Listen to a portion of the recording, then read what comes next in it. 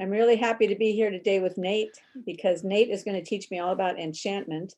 And we are going to talk about participation and postmodernism as well. And in the process, try to kind of tease out some differences between how you can go a good way or a bad way with those things. But Nate, just to get started, you've been on a few times in the confabs with Matt and with Michael, but I've never really gotten to know you. And so I was wondering if Right. maybe you would tell me a little bit about yourself, something about something about your background, and also how you got.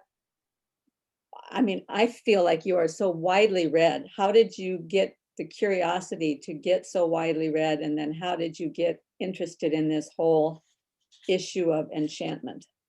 So I'll answer the last question first because I think it will actually end up connecting to some of the other things that you asked. When I was, well, first of all, I've always been interested in mythology, very interested in mythology, and very interested in history, like my whole life, like from a very young age. I mean, I was reading like Arthurian stories like from the time I could read, and I read very early. My parents actually taught me to read before I started school. So, and I've been reading like myth and legend for as long as I can remember. The thing that now academically, what got me excited about the possibility of studying, I ended up studying great books academically in college. And what got me interested in studying great books was I graduated high school in 1989, and Joseph Campbell's The Power of Myth series came out at that time, and I started devouring like all the Joseph Campbell I could read, and it's like um, that's what made me decide I wanted to study great books because I wanted to dig into what are the deep roots of our culture. Like what are the deep roots that formed us? How did we become like what we are? And so um I'm from a little town near the coast of Washington state called Aberdeen, which a lot of people have probably heard of because of Nirvana. uh, um, it's not actually on the coast. It's at the mouth of the Chehalis River, and it is a port, but it's not actually on the coast. But it's not very far from the coast. It's like 17 miles, something like that from Westport, which is actually on the coast. So it is very near the coast. Um, and I was considering different great books programs or different colleges that had great books programs. But I noticed that the Evergreen State College, which was very close to my home. It's only 60 miles away from where I lived, which would allow me to still go and visit my grandparents, who I was very close to on the weekends. Um, they had a great books program that was on offer, so it's like, I'm not sure about Evergreen, but it's like I know I can get into it for sure. That won't be any problem. It was a very, it was definitely not a school that I had any question that I would get into based on my test scores and my grades. So I applied to Evergreen, Is it that and evergreen? that Evergreen, yeah, Okay. that Evergreen. I was now okay. Politically, I was very progressive at that age. In fact, I became Evergreen is what made me into not a progressive, but we'll get into that a little bit later. Uh, so yes, I went to Evergreen and I enrolled in the Great Books program. And I loved the Great Books program and I loved my professors. And it was really great, but I hated Evergreen very quickly. Um, and it's like at that time, it's like there was sort of like this whole like postmodern woke thing that's going on now. It actually there was a first wave, and there Yeah, was a first wave in the late 80s yeah. and the early Right up 90s. until about 94, 95, I think. Yeah, and it kind of cool. So I thought it, and it's like I this that's what made me like I was a liberal, but I was but I was a classical. I mean, but I was a liberal in the classical sense. I did not want anything to do with like what I saw as this dangerous relativistic. So even though I was an agnostic, it's like I wasn't a relativist. It's like I still believed in, I was like, no one had no one had ever seriously intellectually challenged me on like how I was grounding my moral objectivism, but I still had an objective view of morality, much along the lines of like Sam Harris, where I just thought it was like that objective morality was just obvious and anyone could see it if they were paying attention. And it was I saw this relativism as a huge danger. I immediately left Evergreen. I went to the community college, Grace Harbor College, that's in my hometown, like while I was trying to figure out where I was going to go in the long term. And took courses that were interesting to me that gave me opportunity to study the things I want to study. And one of the things I did one of the things I did there was I ended up becoming editor of the college paper there. And I also did drama and a bunch of other stuff too.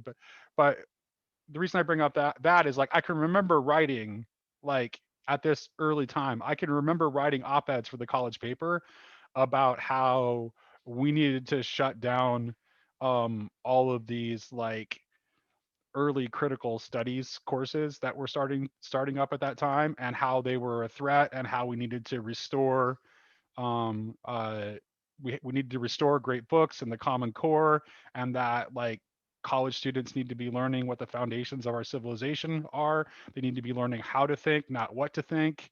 And this is going to destroy our civilization if we don't stop this now.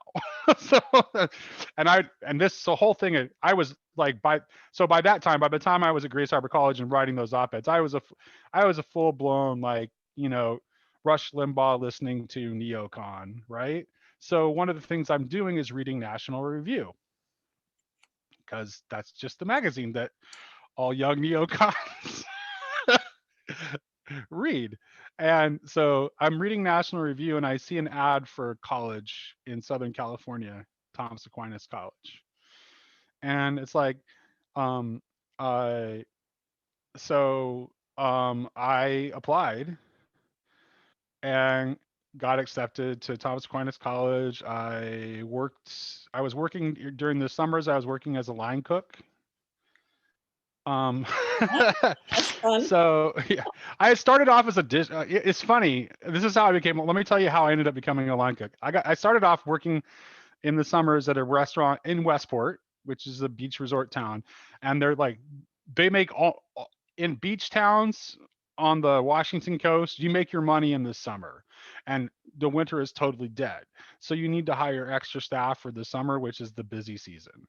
I got hired as a dishwasher, and my buddy, I had a buddy who was a waiter at the same restaurant, and the one of the cooks got arrested for a DUI.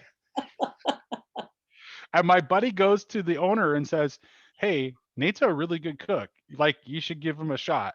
And so it's like I drafted onto the line like immediately and had to like just learn by just diving right into the fire. But I loved it immediately and I was really good at it. And like I was the best cook on the staff, like in short order. So um and my grandfather had been a chef, so that had always had always it was kind of like in the family. And I have like my cousin Mundy, she's in the culinary field too, and like so it's like it's just a family thing. So and I love food and I love cooking. So yeah, so that's how I earn the money to pay for an expensive private college, because my family was not in a position to help me because I grew up poor. So, so for the expenses that I had that the financial aid wasn't going to cover, I needed to earn that money myself. And so I was working in the summers as a line cook. I ended up transferring to Thomas Aquinas College. Thomas Aquinas College is a wonderful place, and I have nothing but very, very good things to say about it. But for reasons that are complicated, I ended up eventually transferring back to Evergreen, living off campus and just doing independent contracts, studying what I wanted to study and having no interaction with the rest of the campus, because it had to do with like I was worried about my younger sister and what was going on with her and her life at that time. And there was just like, um, there were general, like nothing related to Thomas Aquinas College, which I loved and was awesome. Um, is for why I left Thomas Aquinas. So I was only at Thomas Aquinas for 1 year, and then ended up going back and eventually finishing my degree at Evergreen, doing very un-Evergreen independent contracts like studying the early church fathers and the history of Mariology and things like that. So, and because of that year I spent at Thomas Aquinas, I'm an agnostic up at all the time I'm talking to you about. I'm an agnostic this entire time. So religiously, I consider myself an never, because I just think atheist. I'm not. I just think I always doubted um, the ability to make certain claims, and to me atheism just always seemed to be obnoxiously uh, confident to a degree that wasn't justified. So I never. Your problem was with certainty, not with. Correct, which is why I wasn't. Yeah, and okay. Actually, I'm glad. Thank you for bringing me back around to something that actually is important that I should mention. So, in my admissions essay to Thomas Aquinas, when I was writing my admissions essay, I talked about how much I respected people of faith and like how enriching I found faith traditions to be, and how I just personally, I just like faith was not something that was accessible to me, and that maybe God will be able to help me come, if there is a God, can help me come to faith someday, right? So this is the tone of my of my essay. So the thing that got me there, one other, okay, two things. When I was still at Evergreen, I had this field trip that we went on to a Ukrainian Orthodox church in Wilkinson, Washington. It's Holy Trinity. It's a historic chapel, like 19th century chapel that was built early on. It's like over, so it's very old. And I attended, and they only do like the normal church. The normal church building is in Tacoma. They only have like occasional services at this historic chapel.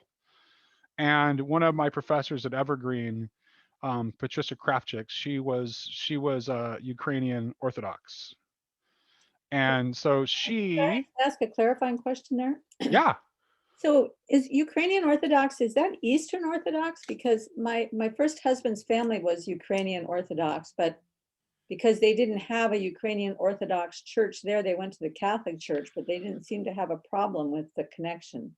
they So, are. Well, there are. You have Byzantine churches which are actually in communion with Rome, but okay, this was a Ukrainian Orthodox church, which is part of Eastern Orthodoxy.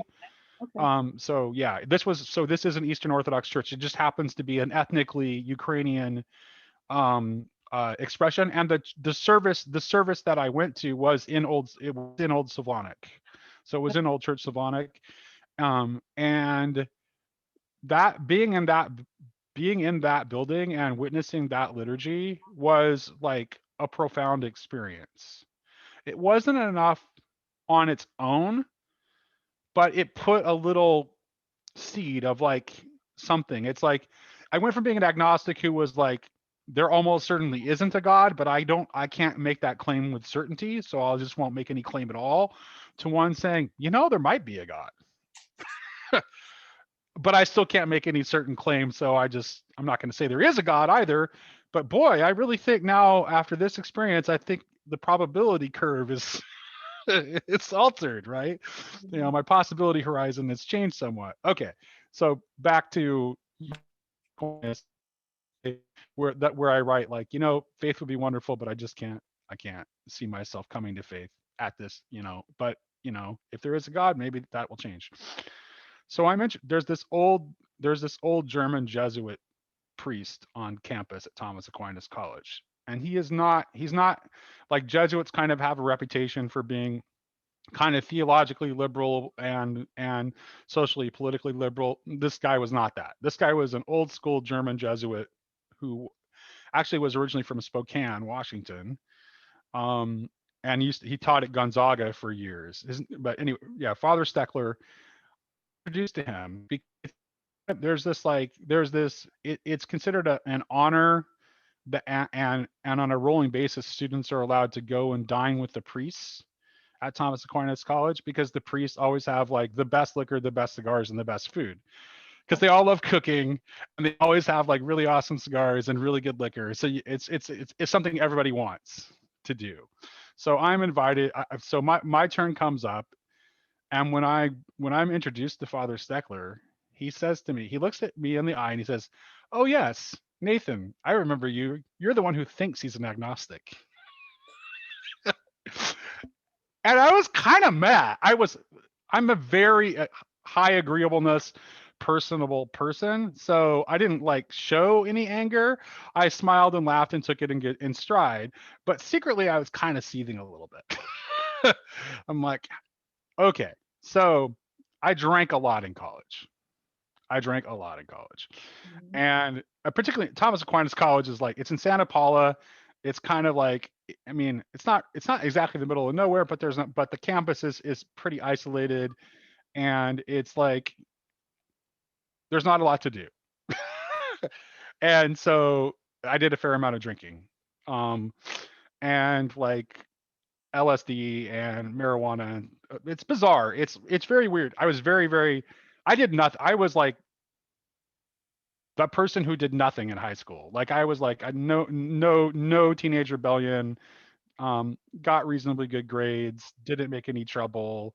It's like worst thing I did was like stay up till 2 or 3 in the morning playing D&D with my nerdy friends in my in my best friend Narcissus Samoy's basement. And then like come back home like really late. But I had a key and I was really quiet and I didn't wake anybody up. So even that wasn't a big deal. But when I so and it's when I was at Evergreen I didn't do anything either. But somehow I get to this like part of it is the environment. So Thomas Aquinas College is like it's a dress code. There's a strict dress code. Women have to wear, dresses or skirts. Men are expected to wear like slacks and a dress shirt. And there's a curfew, and there are like so all these behavior codes, right? So it's like, of course, this is the place where I'm a contrarian, I guess. Um, this is the place where I'm going to act out and drink and experiment with drugs and all that kind of stuff. So anyway, so I'm doing that, but I'm still academically, I'm still performing at a high level. Like, Yeah, that's the question I had, like, how do you yeah, do that? Because sort of the same thing happened to me. I was complete goody two shoes all the way through high school and maybe messed around a little bit the summer after high school, but I ended up going to a Lutheran college that was very, very straight laced because I wanted the music program there. Not, I mean, right, yeah, nothing about God or faith or anything. I wouldn't have, if you had asked me if I was an agnostic or atheist, I would have said, what's that? Because I was right. completely Just blank slate. indifferent, yeah, Yeah. yeah. And, and, but there was a lot of drinking that went on at that school, and the people who knew what was up sort of just dragged me along with them, and so we'd go out almost every night drinking, and Oh, my I reputation at Thomas Aquinas College was so bad that like me and the two people that I hung out with the most, like some there were not a few young ladies at Thomas Aquinas who actually like saw like um uh uh religious orders in their future and were like wanted to be nuns. And so some of the we they started calling us the unholy trinity. Like the fact that was our reputation. And like we had like um we had in our dorm like one night like everybody was hanging out in the common area, and it's like they were just like randomly voting for like weird things and putting it on the chalkboard. And so my friend Jason, who I'm still in contact with, he's studying for his PhD in semiotics. He lives in Siberia of all places, in Irkutsk. Anyway, he threw in my nomination, or my name is for nomination for um uh um minister of psychedelic mushrooms. So well, I was but voted, my big I question was voted minister of psychedelic mushrooms. How did you maintain your academics though? Because I would come back from these nights and I would have a paper to write and I'd be half lit, and at 3 o'clock in the morning, I'm trying to write this paper. I'm trying to stay awake to get it written. And maybe I would get the paper finished with some even dash of brilliance because I was a little bit loopy, which made me a little bit more creative. But then the next day I turn up at my calculus lecture and I sleep through it. Right. So I So think it's that's not a actually habit. not complicated at all. I would make sure I was caught up on whatever I needed to do before I would go out. Oh, so It's that very, simple. you're a very industrious person then. You're open but industrious. That's an odd combination. You know, it's funny, actually, I test low in conscientiousness, which is really weird to me because I do have I actually have no difficulty forming positive habits. And also, like, a lot of my leisure activities people consider work, but I actually test low in conscientiousness for Yeah, but whatever reason. conscientiousness is made up of two parts, orderliness and I industriousness. think it's the orderliness. So you can be That's very low in industrious, but still fairly yeah. high in industrious. You can be very low in orderliness, but still fairly high in industriousness and come out low in conscientiousness. That must be it. That now it makes sense to me. Yeah, I could never figure out because it's like, yeah, really? Yeah. Because I don't think of myself in that way.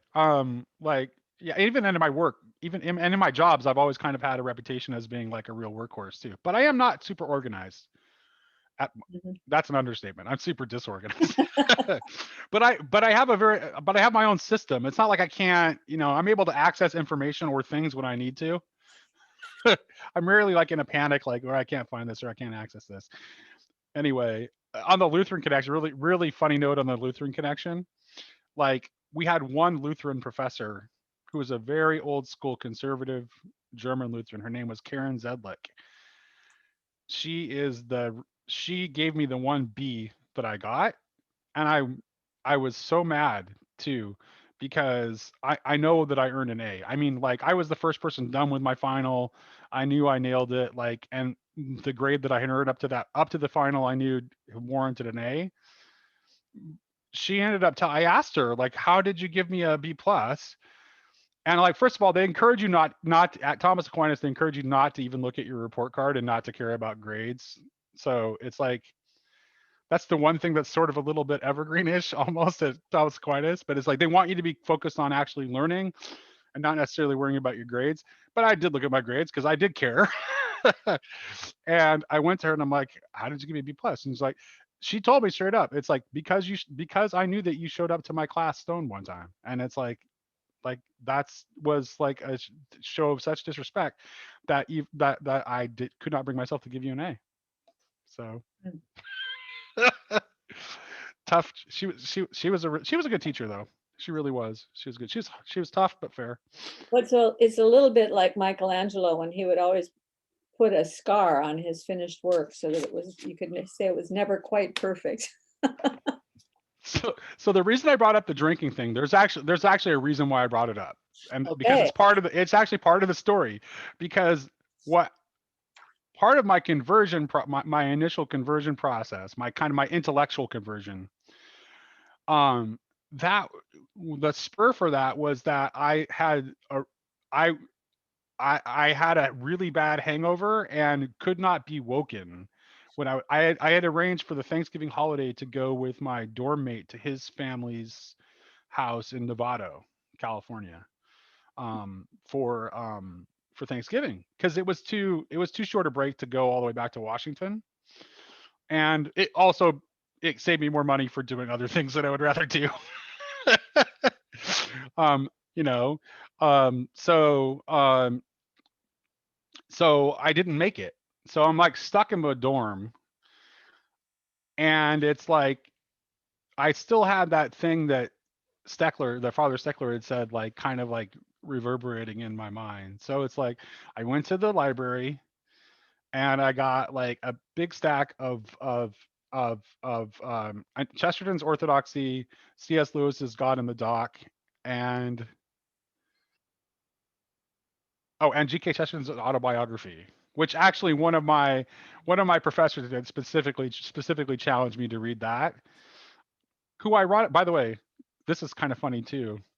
There were actually multiple former Evergreen students at Thomas Aquinas, and my and my seminar leader, David Quackenbush, he had his undergraduate degree was in holistic medicine from the Evergreen State College.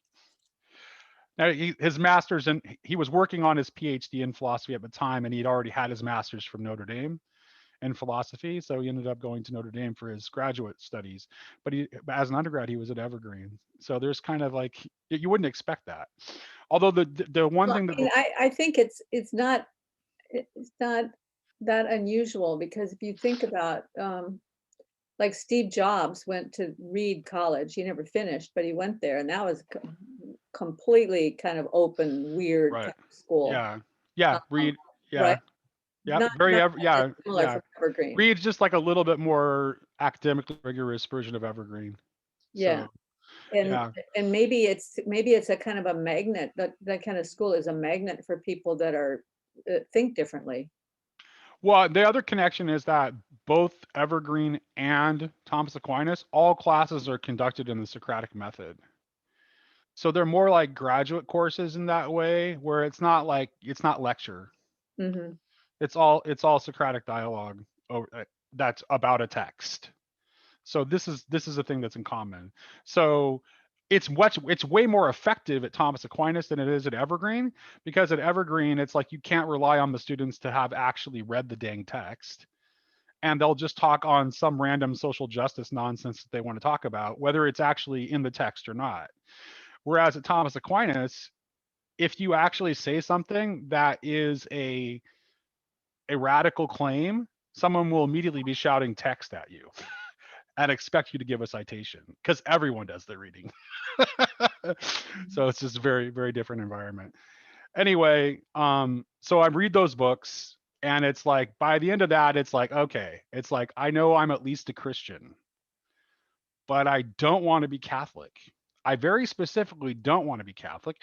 And I don't want to be Catholic because my Pentecostal mother has bugged me my whole life, telling me that when she was pregnant with me, she had a prophecy that I would have a ministry like John the Baptist. So to me, it's like, oh my goodness, if I become Catholic, I'm gonna end up having to become a priest. It's like, so it's like, I do not want to be a priest. So it's like, I do not want to be Catholic. No matter what, God, please, I do not want to be a Catholic. Okay, I believe there's a God now, but I really specifically Catholic. So I call up I was a very, very good debater in high school. In fact, I actually turned down a debate scholarship to Pepperdine in order to go to Evergreen, which my high school debate coach never forgave me for. He was like, he's passed now. God rest in peace. He's a good guy. He was a Christian. He was from Austria originally. um we used to tease him mercilessly too, because he was he was from Austria, and he literally, I mean, he was a dead ringer for Hitler. It was kind of funny. Mm. So we used to call him Der Fuhrer behind his back, and but he was a good guy and a good debate coach, but like he never forgave me for turning down the scholarship to Pepperdine and going to Evergreen instead, because he was a conservative Christian, and he did not have he's like, how could you go to Evergreen when you had a chance to go to Pepperdine on a debate scholarship? I just can't wrap my brain around this. Anyway, so I go to so I had two debate coaches in high school. One was like the primary debate coach, and then we had at my junior and senior year, he brought in someone from the outside who was actually a Methodist minister. His name was David Palmer. He brought him as like a co-coach specifically for the Lincoln Douglas debaters, and Lincoln Douglas debate was this style of debate that I did in high school. And David and I were very close. Like I like he was like of all the teacher I had in high school who had the most profound influence on me was not an actual teacher. He was a member of the community who had been brought in on like a special contract to help with the debate team. But he was like a real mentor to me, and like and he was just a really great guy, and he was very smart. So when I got back from Thomas Aquinas with this floating in my head, and I'm back in Washington State now, back in my hometown, going to Grace Harbor College, trying to sort everything out. And I call him up, and I'm like, David, I'm back from Thomas Aquinas College, and like I really, really don't want to be Catholic. Please convince me that I shouldn't be. And like he couldn't. He just couldn't. And this is my debate coach, and he was a skilled debater. He was a smart guy, and it's like he just like he didn't have any arguments that could talk me out of that.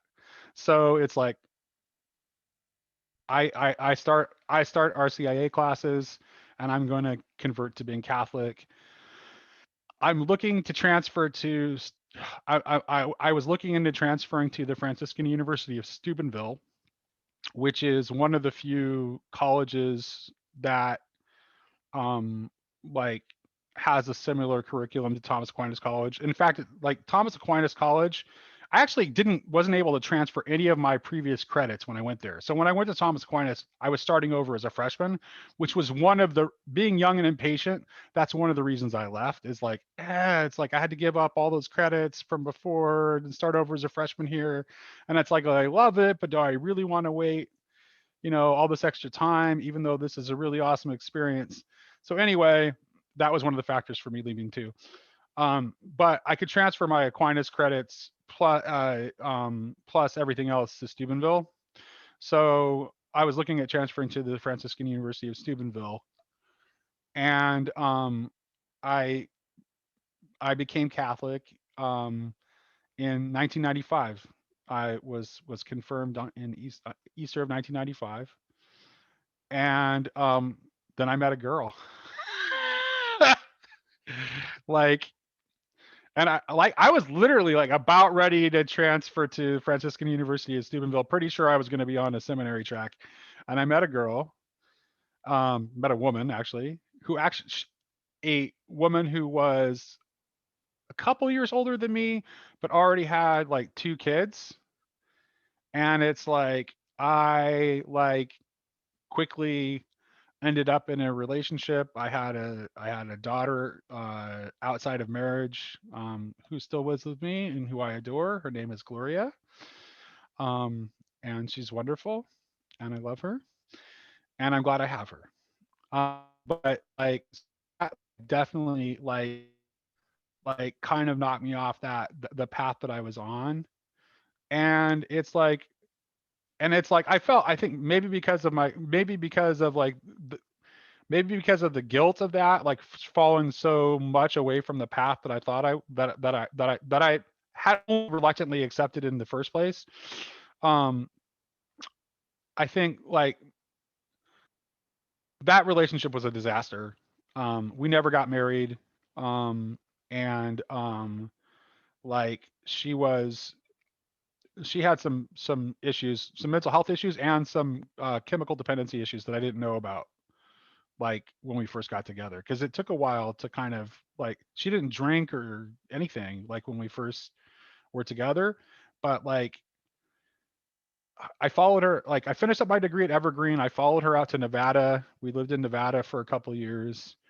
um uh and then it's like she had multiple affairs, and it's like I was like, okay, look, like we can either like I kind of thought since things were better when we were in Washington, I kind of hoped that moving back to Washington would somehow fix what was wrong in the relationship. But it didn't, of course, because like the geography had nothing to do with it. We moved back to Washington. Eventually, like I'm a person who's loyal to a fault, and the only reason the relationship ended is that like she was trying to kill herself, and I was trying to prevent her. She was trying to hang herself in the closet when she was extremely intoxicated, Mm. and I like tried to get her down from the closet and keep her from hanging herself and prevent the suicide. She called the cops on me and had me arrested and claimed it was domestic violence.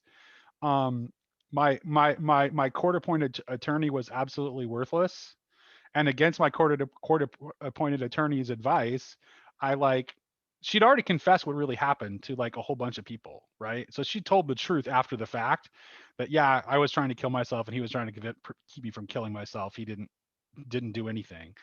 So I called the prosecutor on my own and I'm like, have you talked to this person, this person, this person, this person? You don't have any case. I'm not going to agree to anything. I will go all the way to court on this. I did nothing wrong. I was trying to prevent someone from killing themselves. And the charges were dropped.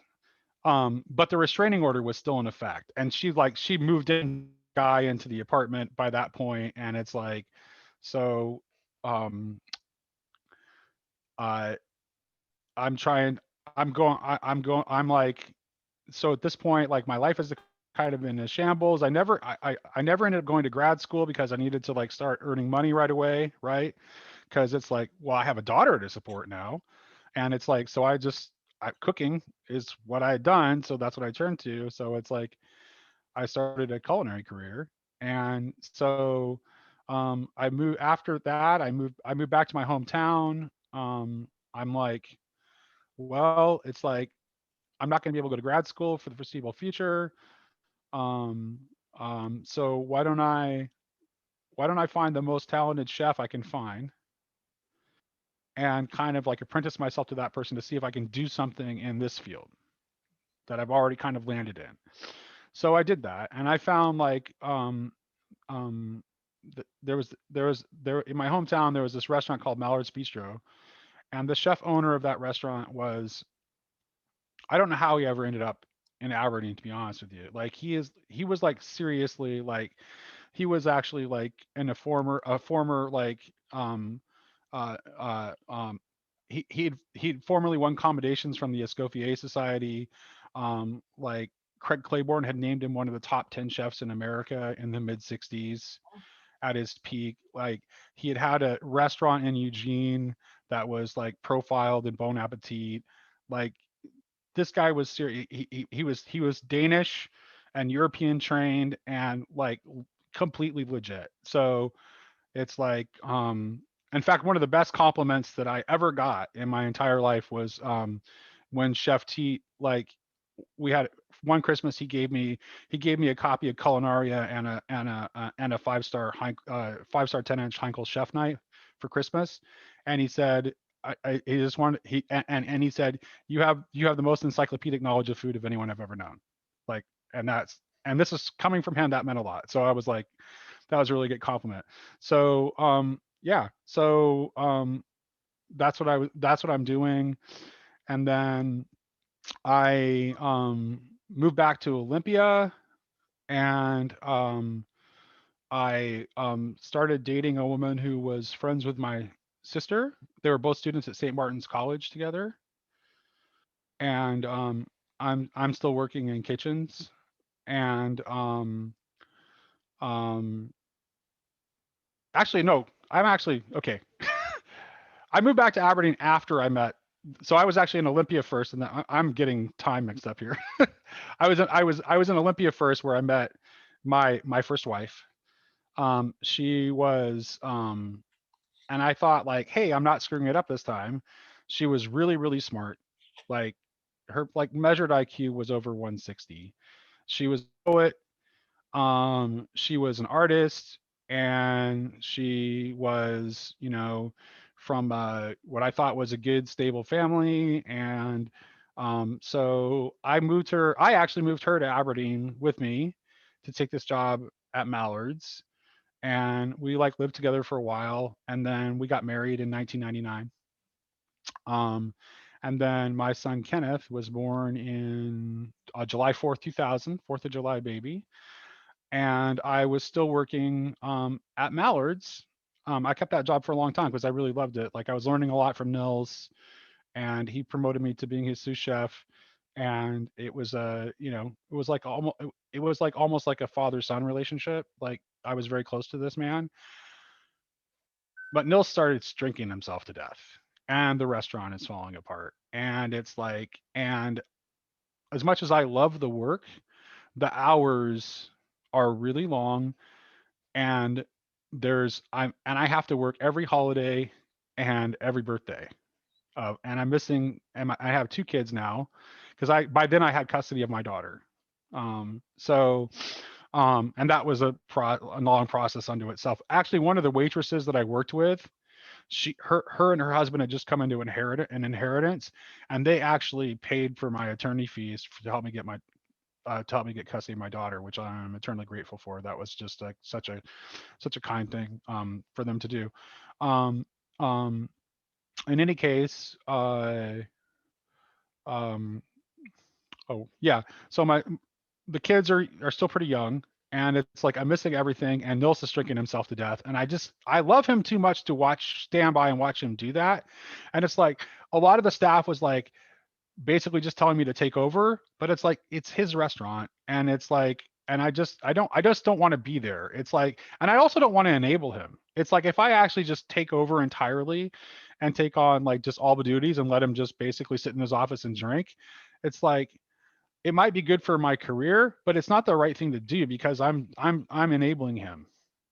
And like the bottom line for me was like we had a piece of chicken that was still raw in the center that was part of his area of responsibility on a busy Valentine's. Like, go out. And I told him like I'm finishing this shift, but I'm not coming back.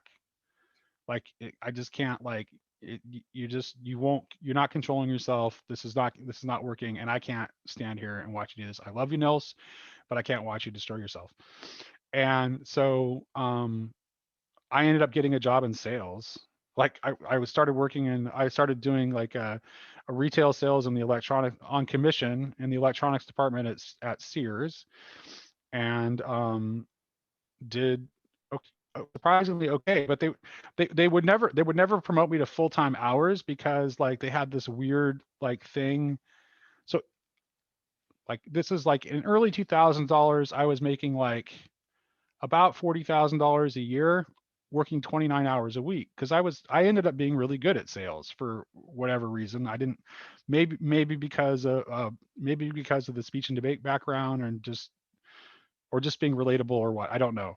But so I transitioned into sales, and I'm working that job, and I so that's how I got out of like the culinary field. And I was in sales for like a good chunk of my adult life up until I became a state employee. And then my marriage to my ex-wife, we were married for almost 20 years, and it was I was the sole I kept so I think part of what destroyed our relationship was there was a resentment because we were both writers, right? But I had like given her permission for her to focus on the writing, but she wasn't doing the work.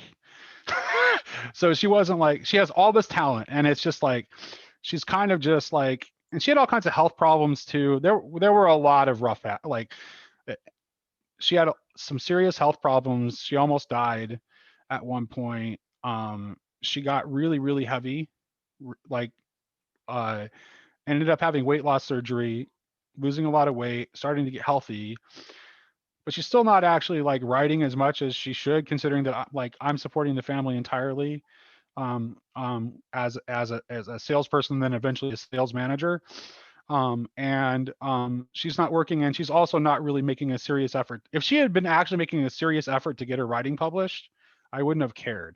But the fact that like she wasn't even trying to do that, and was basically, and she was very prone to depression, so she was often depressed. And it's like, and for a good chunk of our marriage, it's like her health was really bad. So it's like I was typically working, once I got into management, I was typically working like 60-hour weeks was kind of the norm for me. And then I would come home and I would do the cooking, and I would do most of the house cleaning too. And after her weight loss surgery, she like hooked up with this much younger guy who was like young enough to be her son, and moved him into our house. And so So, uh, so I just got to interject a question here. you bet. I can ramble, so you got to interrupt me, and I don't mind being interrupted, so don't hesitate. Well, I'm sure you've thought about this, that your very agreeableness is really gets you into such deep water. It does. Yeah, It does. It absolutely does. Yep. because I mean, you got to draw a line there. Nate. Yeah, well, that's finally, I put up with it for longer than I want to. Okay, I said I would be open and honest. I put up with it for 2 years, and Oh, it's like, I don't not, want to get not, divorced because, okay, it's not I'm the first still story I've ever heard like that. Believe it or not, I have a really right. good So friend. at this point, I'm wanting to return to the Catholic Church. So I really don't want, because it's like I'm starting to like been through all this. I'm starting to like really want to reconnect with my faith. Christina, my ex-wife's name is Christina, and she's a dear friend and a wonderful person. I don't want to, I want to make it very clear that I am not wanting to badmouth her at all. And that definitely, like, my own resentment about the fact that we both had writing talent and I was the one who chose to not to be the bread earner and not pursue my writing with my full energies and let her do that, and that she didn't. So there was resentment there that definitely, like, it's not, I mean, so even though, yeah, she cheated on me, it's like, it is definitely an oversimplification to pretend like it's only a one-sided picture. And Well, she, it's so interesting that you brought that up though, because Tammy Peterson, Jordan's wife, hmm just did an interview with a YouTuber called Theory of Everything. right, And she was talking about how since she was healed from the cancer and came back, she realized that throughout their marriage, she had really sublimated her desire to do art. And that art had been very, very important to her before they got married. She had set it aside in order to do the right thing and be a supportive wife and be an encouragement and all that. And she realized that all, she didn't really call it resentment, but obviously there was something in her that said, I almost died here. I need to find out who I am. And if this is something I'm really passionate about, I need to have time every day that I'm working on this thing that I'm passionate about and not just set it aside, because otherwise I'm not going to be the person that I really am, right, living a because lie. you're store, yeah, exactly, because you're like, you're create that's a poison inside you that's just waiting for, and so it's like, I'm sure that like if I was able to view like myself from the outside, that I would be able to see from her point of view, like, exactly why things ended up developing the way that they did. I'm sure that it caused me to not like be emotionally available for her in the way that she needed in order to, especially since she was prone to depression to begin with, right? So yeah, and she's a good mom to our son who lives with me. Um, our son is he's on the autism spectrum, but he's high functioning. He's very bright. He's got a lot of life skills to learn. Still working with him. It's going to be a while before I get him out of the nest, but like, he's a good kid. Anyway, so I was very hesitant to get divorced because for religious reasons. So it's like I'm like trying and trying. I'm like, finally, it's like, this isn't going to work. So we get to, by this time I've started working in state government now. Um, and out of sales. I hated myself. I was good at sales and I made a decent living in sales, but I hated myself every day I went to work because it's like my job was to make people spend more money than they should spend. If I'd have been doing like business to business sales or something, that would have been different. But mostly I was managing like cell phone stores and early on for some pretty shady dealers at that were kind of like rip-off artists, and then um, uh, always technology. It was always technology. I started in electronics, went to cell phones, and then ended up like the last job I had before I worked for the state was managing a computer store. So, um, Well, and this really sad part of that is that sales ought to be you giving another person an opportunity to buy something that they really want at a price that's good for them and at a price that's good for you. It ought to be good for both of you. It ought to be a win for both of you. And you ought, in offering this person this product, you ought to be able to feel inside, I'm offering them a gift that they can choose to receive or not receive. right, But so often what happens is that these companies have a protocol that says, after you sell this, you must also ask them if Yep. they will buy Yep. that or this other thing, Yep. or, you know, keep stacking it on, or add in a fee, or add in a feature, Right. or add in a Push the yearly, things that are yearly, push the things on the customer that are high yeah, profit margin for us. yeah. Yeah, exactly. And so you can no longer feel like you're actually doing something good for people, Right. you know? It's Right. the tragedy of the modern day. Yeah. So yeah. So I end So, up so finally deciding that I have to get. we're up to Go the ahead. current time, and you're working for the state, but how did you get hooked up with Paul Vanderklay and the Okay. Discord server and all the writing and all the Sure. stuff that you do? Okay. So I it Jordan Peterson, like almost everybody else, is how I get hooked up with Paul Vanderklay. I developed an interest in Jordan Peterson, which is like that's like Jordan Peterson like kind of sent me like that's part of the story of like how okay, first of all, it's like I was not like just brief backtrack.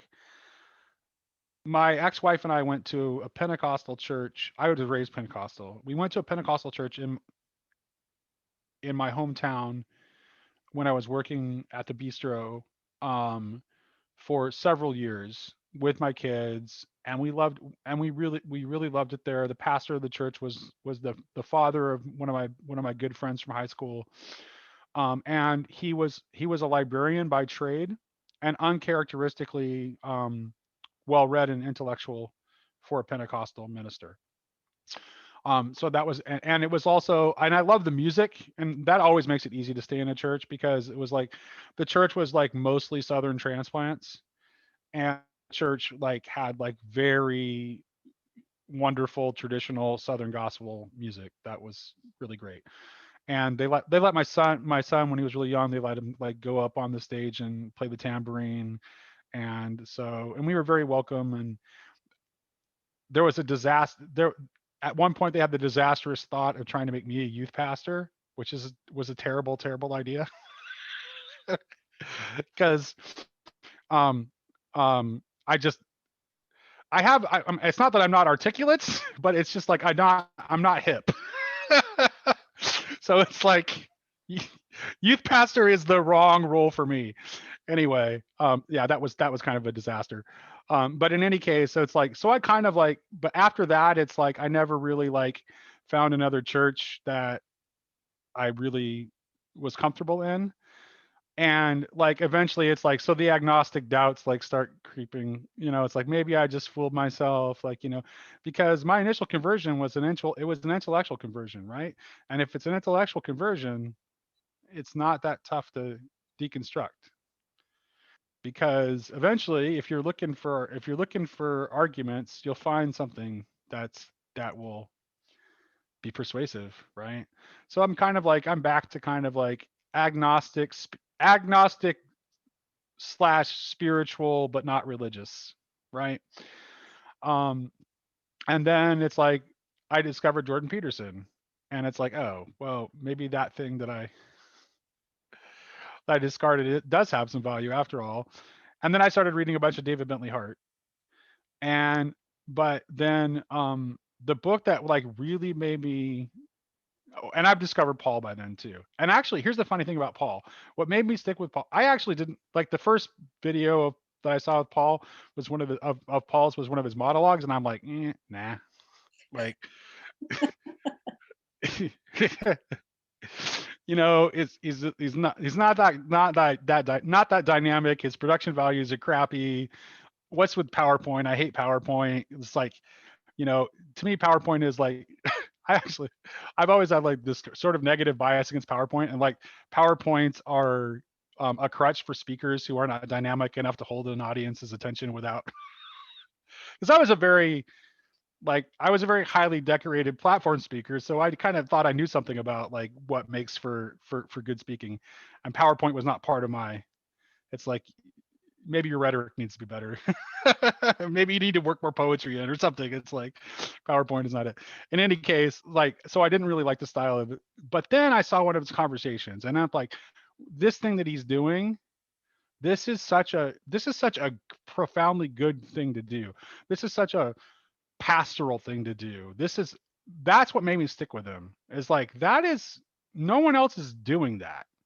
Like that is like you're giving people a chance to tell their stories and you're doing it in a way that shows a high degree of empathy and a high degree of concern and like um en- and enough of a little enough concern for ego that you're interested in elevating other people's voices. So that's what made me stick with it.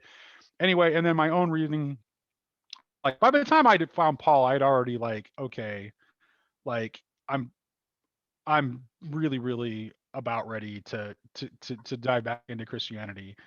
Um uh um but the book that that really changed my world, actually before I read Barfield, I read Mark Vernon's book, The Secret History of Christianity, where he talks about Barfield. So I read about Barfield before I read Barfield because I don't know, I don't remember what made me discover Mark's book or why I Mark's book. I did, and I read it, and it's like, oh, like for me, like I've always been a highly imaginative person, right?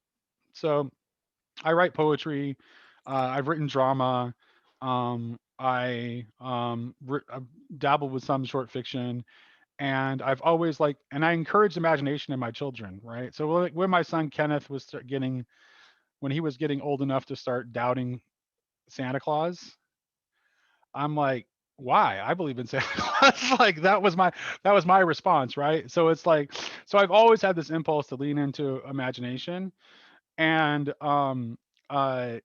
and my ex-wife was like that too, right? So it's like we sat down with my son, and it's like, the Peugeot video where he talks about like how Santa Claus is real. It's like that was almost the perfect mirror of the kind of like arguments that my ex-wife and I were making to my son when he was like saying there's no Santa. I'm like, "Whoa, we believe."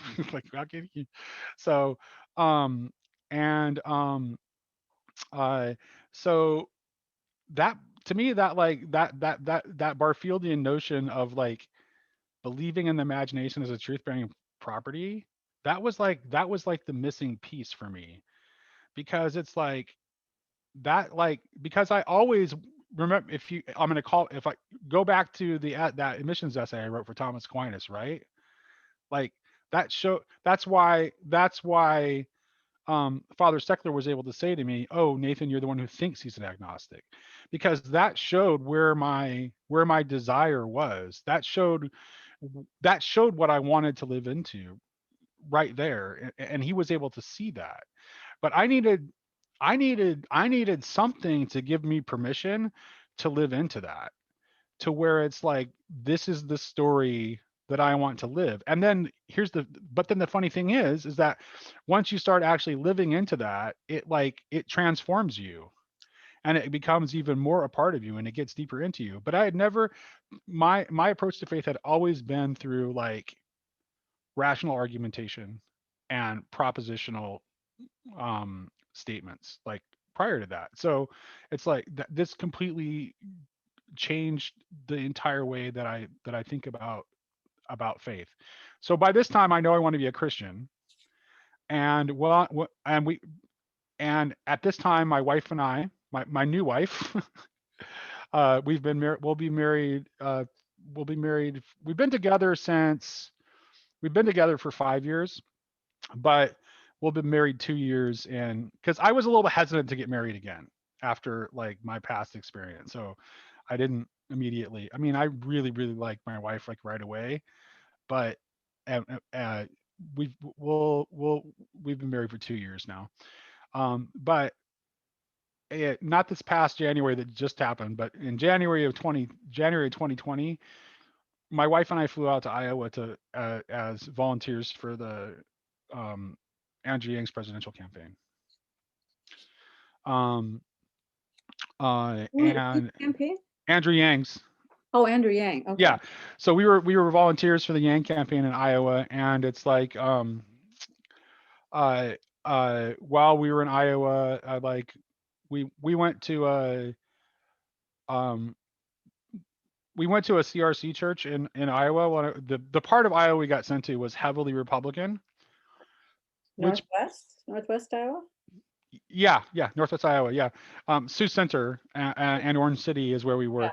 Yep. Yeah, so it's a heavy it's a heavy CRC area, and so like I had just out kind of talking to people, you know, promoting Andrew. We went to like this event. It was an event about like water conservation that was being put on by one of the local churches.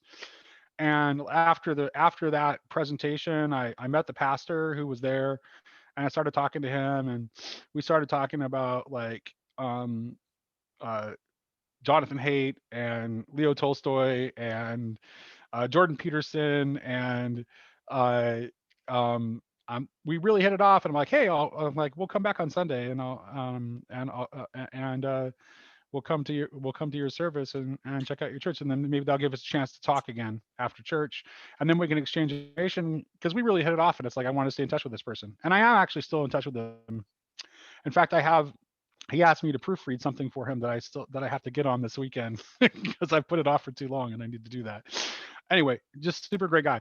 And he's actually the sermon he preaches that Sunday that I'm there in his church is actually like his introduction. He's talking about Tom Holland's Dominion in his sermon.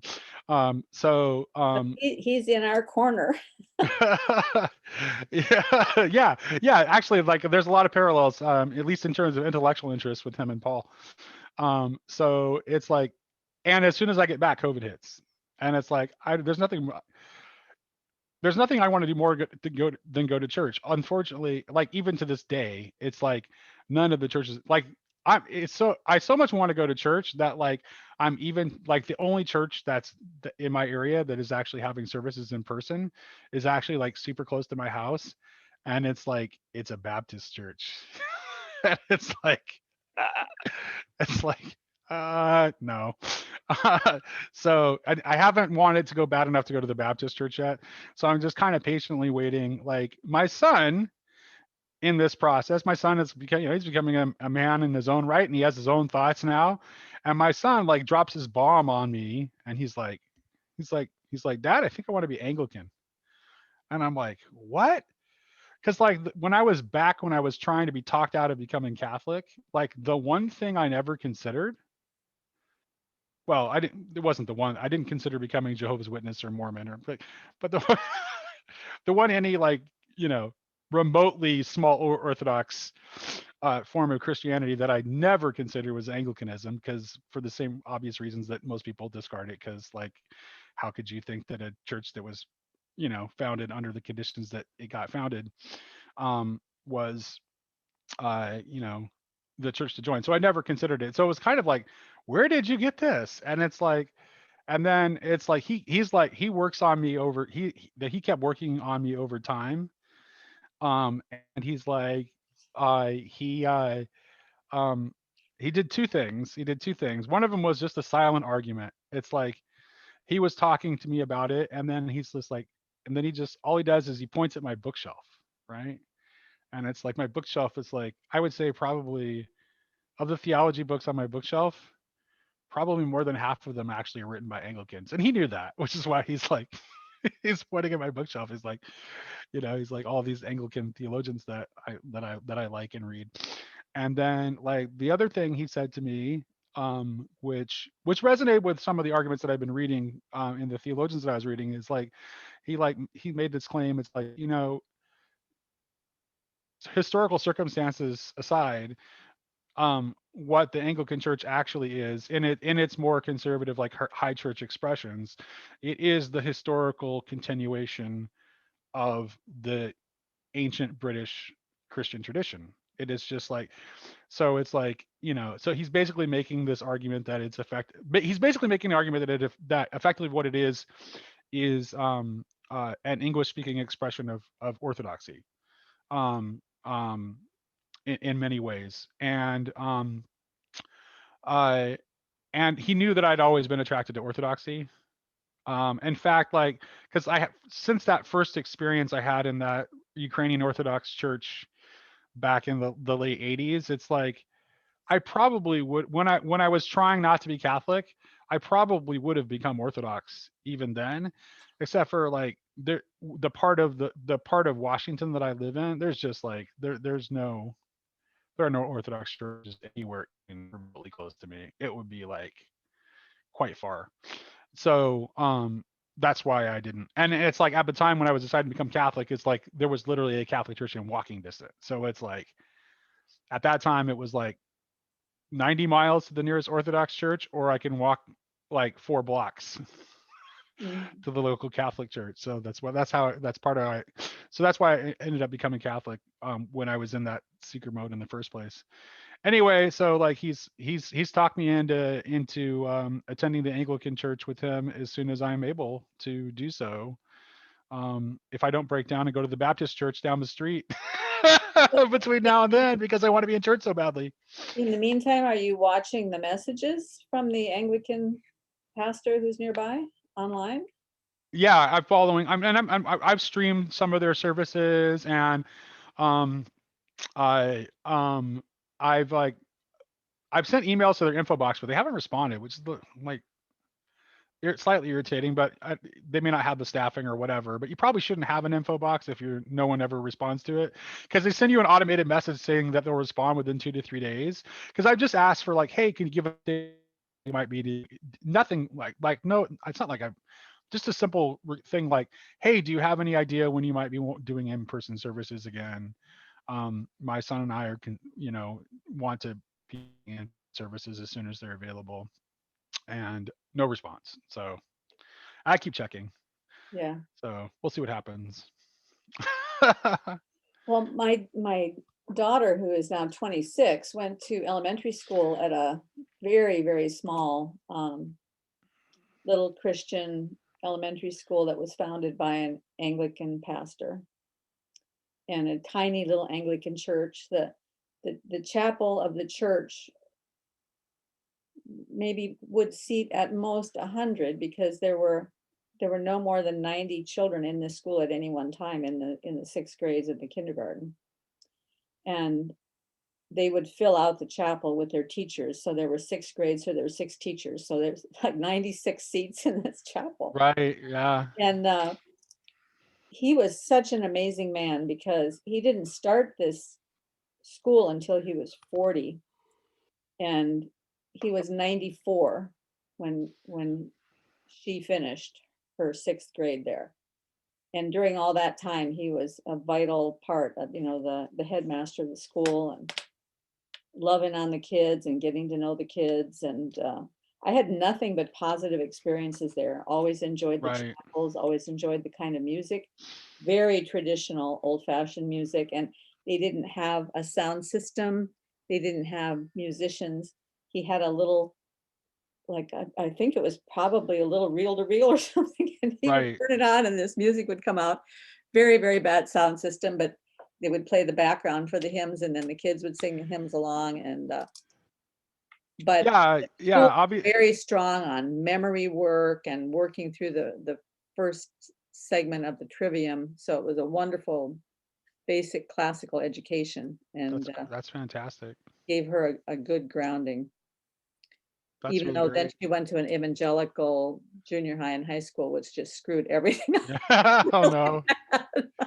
I tell you what, I'm really past on the classical education thing, like having been like, so it's like, a great books education did, uh, did not make me, rich, but I do not regret the fact that I was educated in that way, not for one moment. And I really, really think that like, honestly, I would like to see like a return to like that kind of like that for undergraduate education, like I would like to a return to see that kind of being the norm, you know? Oh, I feel really So impoverished that I never had that kind of education. I feel really impoverished, because it's only been in the last 3 or 4 years that I've gotten interested in this that's kind my of kid thing. in the background. Hey, Yeah, he's a big guy. yeah. He's And like 6'5". so if I could, I want to play a little clip for you. Sure, Are you go for familiar it. with Hillsdale College? Yes, I am. Yeah. Yeah. So I have loved Hillsdale College since I first got involved in politics in 1980. But recently, Hillsdale has started doing a lot of free online education.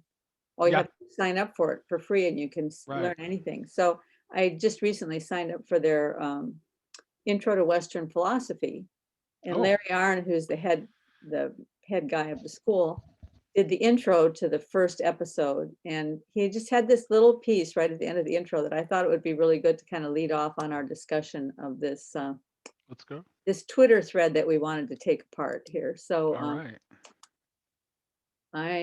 hold on a second. I need to share screen, and did I? Yeah, of course. I hate when this happens. Never mind. Well, of course I can't find it now. Uh-oh. Oh, There we are. Okay. And I got the wrong. wrong tab. Well, I am so bad at this. Yes, the wrong tab came up. I'm going to stick with this just because I want to. There we go. There we go. I want to do this. So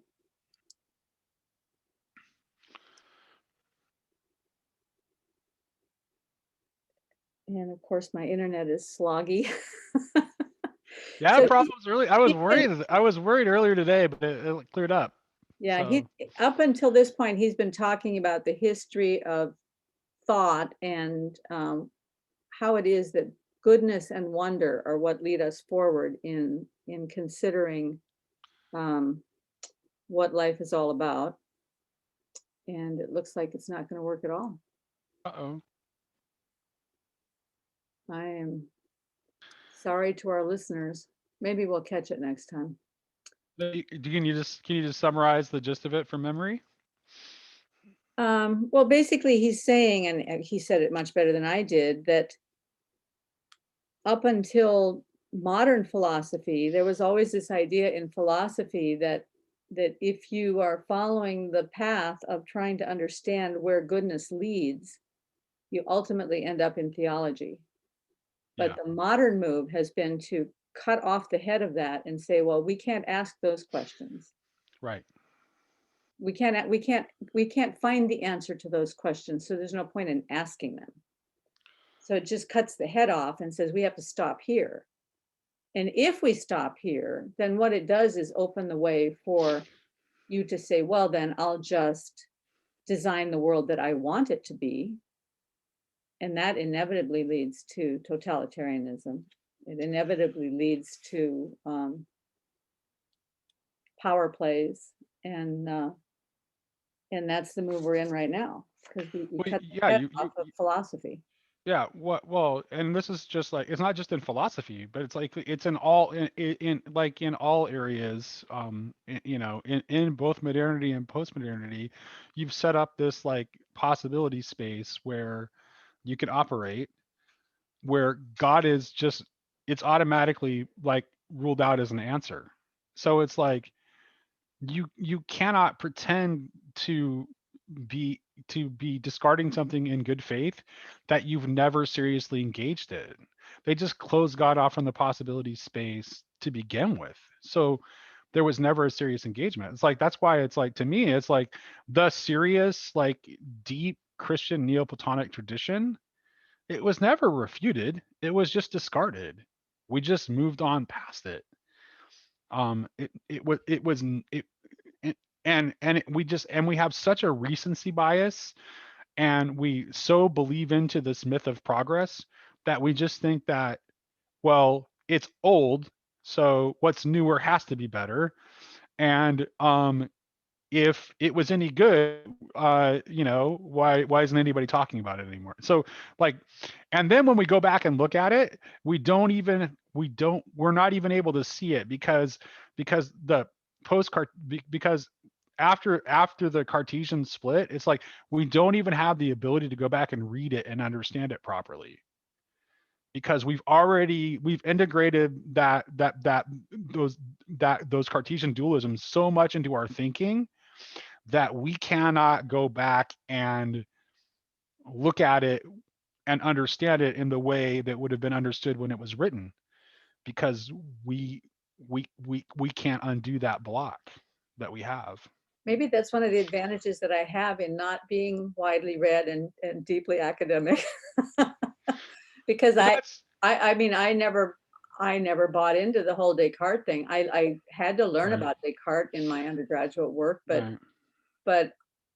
because I didn't really get what he was talking about, I just bypassed it, or maybe because I was doing too much drinking, who knows? Anyway, Right. I didn't get caught in that trap. Well, but So it's so common though. Like even in Christian circles, you will see Christians end up saying like these sort of like quasi Gnostic things, because they've like somehow internalized, like without ever being exposed to Descartes, they've so internalized that like Cartesian split, absolute split between matter and spirit, that it becomes impossible to go back and read Plato and understand that when Plato is talking about forms, that matter and form adhere together and you cannot separate them, right? So Plato gets misconstrued as a dualist by modern readers because they can't see he's not, because they just assume that if you're talking about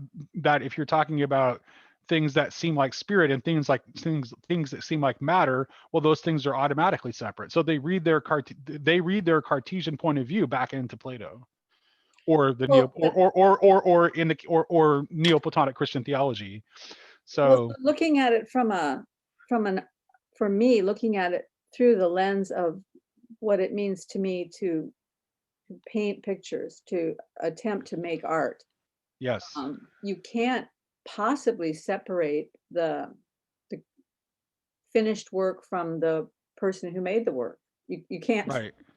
separate the two. Right. And I love your artistic insight, because one thing that artists understand, like and I think artists like intuitively understand this in a way that like gives them a massive advantage, because I think that like the way that like if people are spiritual at all in our culture, right? They don't have, maybe they're not, but if they have some sort of vague spirituality and they don't belong to any particular tradition, um, but they're like just spiritual but not religious, if they think of a god at all, the god they think of as a god of boundless possibility, which is precisely the opposite. Like God is that which limits and constrains. And artists kind of know that, because artists like are also creators, right? So artists know that you cannot like in order to create, you have to set limits and constraints, which is why Aquinas Okay, so says that. this would be a really good place um, to start these definitions here, because All I can right. see right here that the difference between boundless possibility and limits and constraints. Can you give me an example of why God is not boundless possibility? Sure. um because of we can know that God is not boundless possibility because of the Christian doctrine of creatio ex nihilo, the creation from nothing, right? Because so this is the thing that allows us to begin to see, because for pagan philosophy, like God is like the form of all forms, right? The good, the one. So he's at the top of the hierarchy of forms, but there's still like formless matter that exists co-eternal with God. Whereas the radical, what the Judeo-Christian difference here is, they posit a God that creates literally from nothing. But the thing is like within the Christian Neoplatonic system, like the groundwork is done to prove that the nature of God is such that God must be pure act and must create from nothing. Otherwise, we would still have nothing. Because if you had this, and you have this as a creator, as an artist, you have this intuition, right? Because if you started from from just a boundless possibility space with like no limits or constraints, nothing would ever be created at all. Yes, that's exactly right. Yeah. You'd be So completely mobilized. which is why Aristotle and Aquinas after him posit that God is pure act. Aquinas specifies that in order to make it clear that God is not part of the category of being, which is another mistake. um, Aquinas refers to God as the power of being, right? Because the reason the name of God is I am is that only God properly exists, right? In an absolute proper existence. We have everything, the beings that participate in common being are have being, which is a gift from God. They don't have it they have it in a contingent way, right? They're they're they're having depends on God, whereas God is the power of being, the I am, existence in the absolute sense. I think that's one of the reasons I always feel so uncomfortable in some of the music choices that are made. So we go to this strange conglomerate church that would fall roughly into evangelicalism, but it's also maybe closer in, it's a Presbyterian church, Okay. fairly traditional Presbyterian teaching. Um, but they pick up a lot of the music from Hill Hills Hillsong. Hillsong Hillsong. I was gonna say Right. Hillstone. I knew that wasn't right. Hillsong and Bethel and places like that. And one of the several of the songs that have come out in the last few years, the chorus is I am something something something. I am and you're supposed to do these proclamations about Right. yourself. Now, Right. but you are making proclamations like I am redeemed, okay? Right. I Right. am loved. And those are Right. all true, but I feel very uncomfortable because it's I am, and then the word falls in. And it's just like And there's but this goes back to Descartes, right? Because Descartes said cogito ergo sum. Descartes is like he is that's what he does. He radically and absolutely grounds the individual as an individual, as an absolute I am. But what we really are as and I want to get away from using the word individual altogether, right? Because like there's nothing particularly human about the word individual. You can have individual whatever, right? We're persons. And persons are relational beings that are being transformed by love by God. We don't you cannot there's you cannot properly be a person in absolute isolation. This is why people lose their minds when you put them in solitary confinement. We pe- persons what it means to be you as a person cannot be talked about independent of the bonds that you form in your life and all of those things and the things that happen to you too, right? So all these things, they form this complex series of this web of relations that end up being part of the process of becoming that is you. what's And the you are being drawn toward God, mhm. toward that, that finalized state. One of the comments that was made on a recent episode of the Meaning Code, I thought was so interesting because I'm always talking about boundaries, how important boundaries are, and what boundaries are like, and how they Right. affect everything. And that's part of God being a God of limitations and constraints, and it's just in everything. But this commenter said that one of the interesting things when you do botanical studies is that you find that two landscapes that are in close conjunction where there's an edge between them, all of the proliferation of um, beauty and uniqueness and creativity takes place along that edge between the two landscapes. So there'll Right. be all sorts of unique flora and fauna that thrive in that edge between the two landscapes.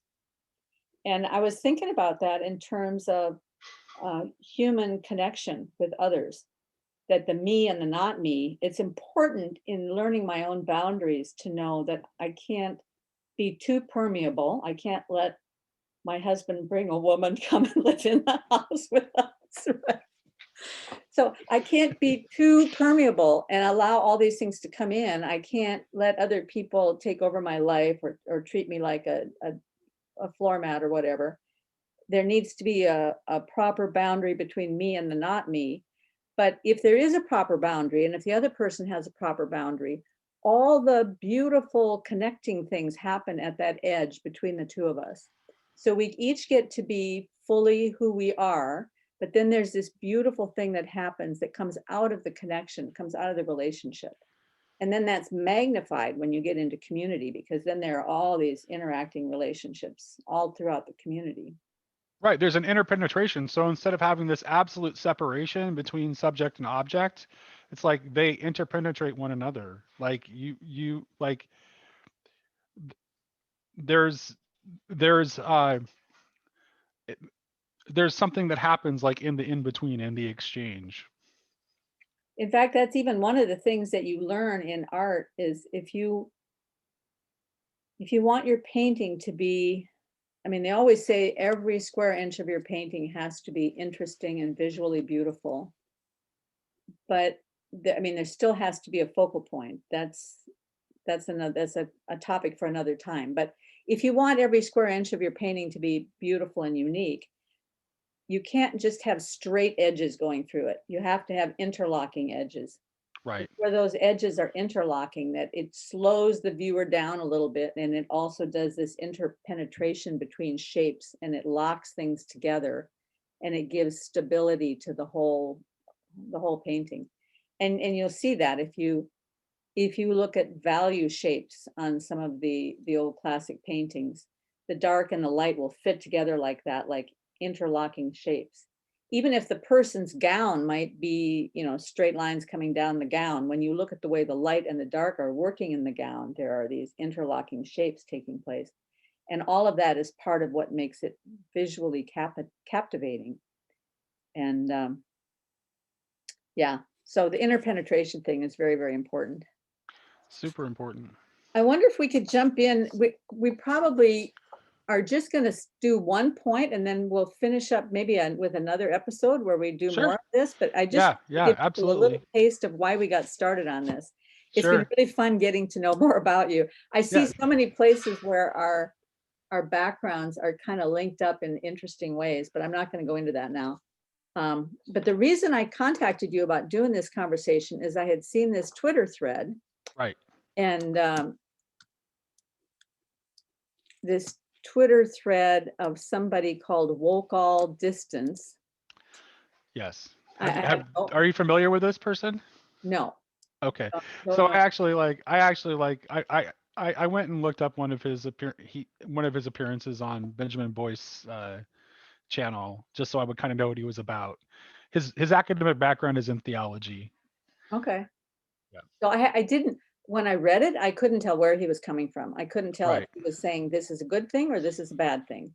And he's writing some very interesting ideas, but he's writing them in a way that you could read it either way. It almost sounds as though he's trying to be obfuscatious just so he can't be pinned down. I mean, that's my own interpretation of it. It Right. may just be that I'm not intellectually capable of understanding what he's trying to say, or it could be that he's not saying it clearly. I'm not sure which is You're pretty smart, so I don't think that. I think it's more of an ambiguity in his language. So So I'm just going to read the first, he has 6 points. I'm going to read or 6 tweets. I'm going to read the first one. We're going Right. to take it apart a little bit, and then you and I are going to get together another time and do the other 5. Sounds great. Because it gets into this whole issue of postmodernism, what Barfield is talking about with participation and enchantment, and where we need to go in order to recapture meaning. Okay. Right. So here's number 1. Manifesting is postmodern spirituality. The metaphysics of discourse creates the world. but it is in the postmodern mind a force that can be harnessed through language and thought. Manifesting fits perfectly into that understanding of the world. So I think we need to define some terms here. Sure. So manifesting, first of all, and then postmodern spirituality, and then metaphysics of discourse. So what he's saying is that manifesting is like the perfect spirituality for postmodernism, because manifesting is this sort of like new agey idea. It's kind of like the old power of positive thinking idea, but just ratcheted up to 11, where you think that just by aligning all of your thoughts in a positive frame, that you can like bring what you desire into yourself. They talk about like the law of attraction is like one of the ways they use to talk about this. And there's like I actually looked at a couple of clips of different people talking about this. One of them was a young woman who was talking about in the kind of the very shallow way that I was just talking about, but it seems to come out of like a little bit more sophisticated like Indian yogi tradition that like will say things that sound similar, but also say things like, but God isn't going to lift a finger for you. So, and when you say things like that, in addition to talking about, that kind of changes the understanding of what you're talking about. So it's basically this sort of like shallow kind of like understanding of this like idea that comes out of that some forms of Eastern religion, which is Well, kind of a let's typical say, thing that we do in our culture. yeah, well, if you're looking at, say, the some of the name it and claim it churches. Yes, Yes, right? If you right, can visualize exactly, it, you can have it. You want a right, Cadillac, you visualize it. Well, nobody would want a Cadillac anymore. If you want right. a But Tesla, you whatever. visualize a Yes, Tesla. yes. This is absolutely true, and I think the prosperity gospel has sort of aspects of this too, where it's like, although that's a little bit more complicated, but it's still there's a connection there. Um, Well, I the thing that baffles me about this though, and honestly, this is where I get tripped up, even intellectually, trying to sort it through myself without somebody else to bounce ideas off of. So that's one of the reasons you're here. Where it's a problem, even in its more sophisticated Eastern form, I would say, is that it is like it denies the necessity of suffering. So that's what I would say is the problem of it. It's like offering you like this solution of like you don't need to suffer. If you only could discipline your thoughts enough, then you could eliminate suffering. So it also like makes it so that if you are suffering, it is your fault, which is a really bad seed to plant in anyone's mind. So there's definitely I think there's a potentially really harmful aspect there, because what's going to happen to these people that are adopting this mindset when things don't go their way, Well, you I know? think I'd like to simplify it even a little bit more because it seems to sever thought from action. Because if Right. I just take this word manifest and I bring it back into Jordan Peterson's world,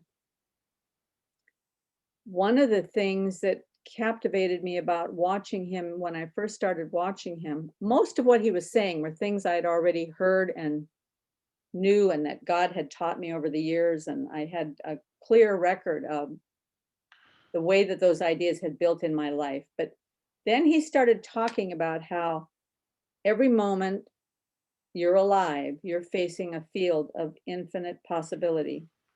Yeah. And you have no way of navigating that field of infinite possibility unless you know what the next step is to take, because otherwise it's just too much. You're immobilized by the infinity. Too many choices. So you have to make a choice in order to move forward. And the way you make that choice is you aim at the highest good of which you can conceive, and that orients your thinking so that when you look at the field of infinite possibility, the things that connect up to this goal that you have will begin to make themselves known in the field, and then you can choose one of those things and move towards it. And that this is the way the future is built. Action upon action, each next step that I take builds my future in front of me. And I've tried to think that through every which way, and it seems to me that what he's saying is true. But it's not the same thing as manifesting, No. because it's the actions that you take. It's not the ideas that you hold or the values that you think you hold. It's the actions that you take that build your future in front of you. Right, which the yogi, when the yogi was talking about it, the yogi actually did make that distinction. Like he was clearly still talking about something. He's like, yes, you need. He's like, yes, you need to align your thoughts and your energies and all these things, and the good will come into your life if you do this. But he still made it very clear that it involved action and effort. And he, like, at one point he was talking about, like, if you fall down 100 times, so what? You're learning something in the process. So when you're saying things like that, then clearly you're talking about some sort of like actual exerted effort on the part of the individual. Um, and it's not just, but the reason he says that in the context of postmodernism is like, he's saying that postmoderns, because they literally believe that to change language is to change reality, that they're particularly prone to the, so he's saying that this is a tailor-made spirituality for the postmoderns, because the postmodern claim is that that we can do whatever we want with language, and that language is our reality. So when he goes on to say the metaphysics of discourse creates the world, that is, that language is actually constructing the world. right, it's everything's linguistically constructed. And you can construct it the way you want it to be. Right. Right. And it is in the postmodern mind a force that can be harnessed through language and thought. See, it's not harnessed through hard work or sweat and blood or effort or tears. It's harnessed through language and thought. So manifesting fits perfectly into that understanding of the world. And he's going to go on, but we need to stop here. And because I've got things I've got to get done on Friday afternoon. I understand. I probably won't post this until early next week, because I dropped one yesterday and I want to give it an opportunity to Absolutely get some viewership. And I hope we can continue this conversation, because I'm really eager. I would be happy to continue it. I think like where I see this leading is it's going, I think I definitely am going to talk about Arthurian legend in connection to this, because that's been like I said, since like I've been reading that stuff since I was old enough to read. And then the other thing is, this is definitely going to touch on the Inklings. Sure. So have you read, and not just Barfield, but the Inklings more generally? You've read That Hideous Strength? Oh yeah. Yeah, Absolutely. Arthurian legend comes into that. Yeah, so. Yeah. We got Merlin as a character. Yeah. Yep. Okay. Well, let's do this. I'm excited. All right. And we'll get together sometime next week, maybe, if time works for you. Yeah. We can coordinate it later, Karen. It was nice talking to you. Okay. Nice talking to you too. Yep. Have a good evening. Yeah. Thanks. Bye-bye. Yep. Bye-bye.